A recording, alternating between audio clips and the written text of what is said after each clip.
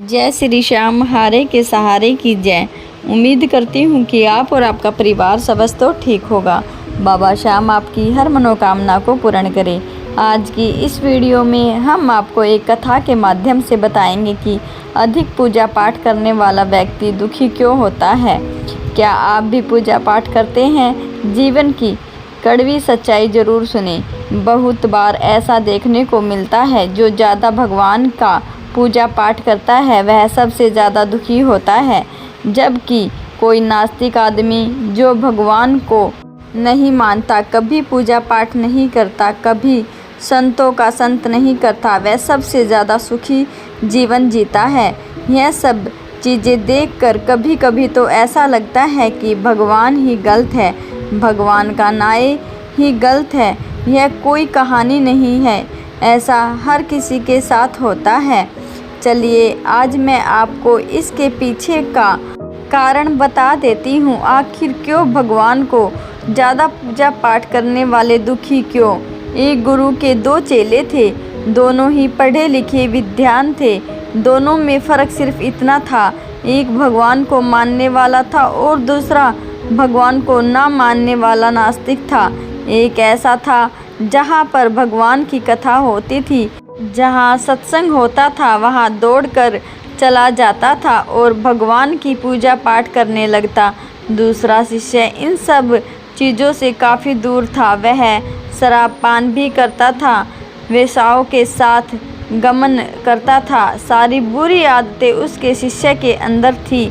एक दिन क्या हुआ, एक शिष्य शराब पीकर अनाप शनाप बोलते हुए रास्ते में पैदल चलते हुए अपने घर को जा रहा था। अचानक उसको रास्ते में पैसों से भरा एक बैग मिल जाता है। उसकी खुशी का ठिकाना नहीं। वह ज़ोर ज़ोर से चिल्लाते हुए सबको बताता, मुझे आज पैसों से भरा बैग थैली मिल गई, मेरा जीवन सफल हो गया। इन पैसों से अपने जीवन की आवश्यकताओं की पूर्ति करूँगा। वही दूसरा मित्र भजन करते हुए अपने घर को जा रहा था। अचानक उसके पैर में एक बड़ी कील चुभ जाती है, रक्त निकलने लगता है। ठीक उसी समय दूसरा शिष्य भी वहीं पहुंचता है और हंसते हुए उनको बोलने लगता है, क्यों तुम ही हो ना जो सबसे ज़्यादा पूजा पाठ करते हो, भगवान का भजन करते हो। क्या दिया तुम्हारे भगवान ने तुम्हें?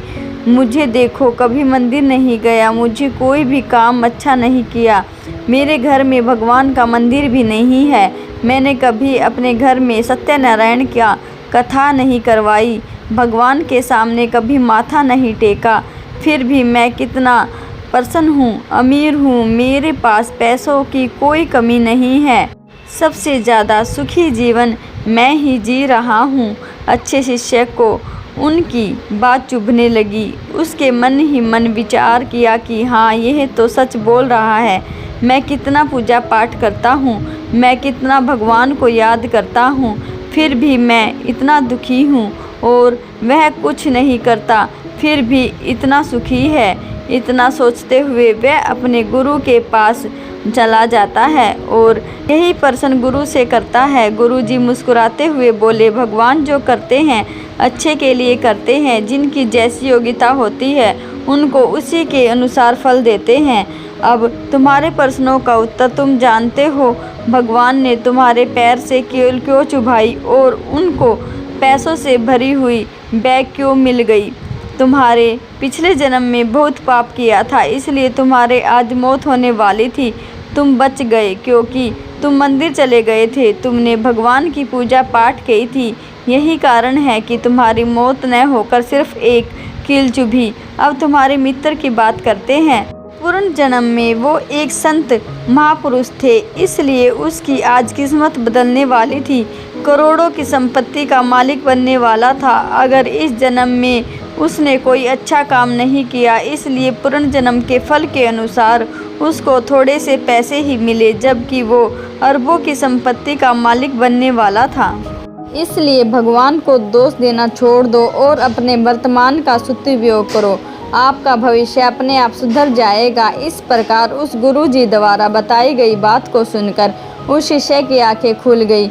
इसलिए कहा जाता है पूजा पाठ करते रहने से हमारे भूतकाल, वर्तमान और भविष्य काल तीनों का फल में बदल जाता है और हमें बिना किसी स्वार्थ के भगवान की पूजा पाठ करनी चाहिए।